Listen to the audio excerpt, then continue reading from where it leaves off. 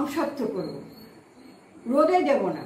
এই যে আমটাকে ছুলে নিয়ে তারপরে আমি এইটার পাল্পটা বের করে নেবো। এই যে আমার আম কাটা হয়ে গেছে, এই আমটাকে আমি একটুখানি একটু চটকে নেবো বা একটুখানি সেদ্ধ করে চটকে নিয়ে তারপরে ছাঁকনি দিয়ে ছেঁকে তারপরে ওটাকে একটু চিনি দিয়ে ভালো করে জাল দেবো, তারপরে সামান্য একটুখানি নুন দেবো। কালকে রাত্রিবেলা এটা আমি জাল দিয়ে ভালো করে, যেমন তাল ক্ষীর যেরকম জাল দেয় না, ওরকমভাবে ভালো করে জাল দিয়ে নিয়েছি। হ্যাঁ, এইবারে আমি রোদে তো দিতে পারবো না, কারণ এখন তো বর্ষাকাল, রোদ হবে না।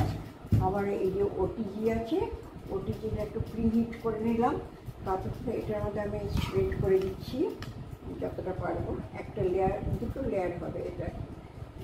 5 মিনিট আমি প্রিহিট করে নিয়েছি, এখন অফ হয়ে গেছে। এখন আমি এটাকে এই যে এটাকে আমি সুন্দর করে পেঁচে দিয়েছি।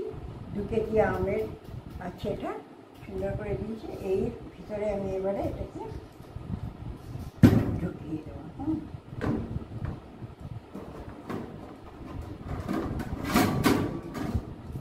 এইটা যতক্ষণ গরম থাকবে, এটা ঢাকনা লাগিয়ে দিলাম। যতক্ষণ, এটা কিন্তু আমি অন করে দিইনি, অফ আছে একদম পুরো অফ। প্রিহিট করে 5 মিনিট প্রিহিট করে আমি অফ করে দিয়েছি। অফ করে দিয়ে এটা ভিতরে দিয়ে দিলাম।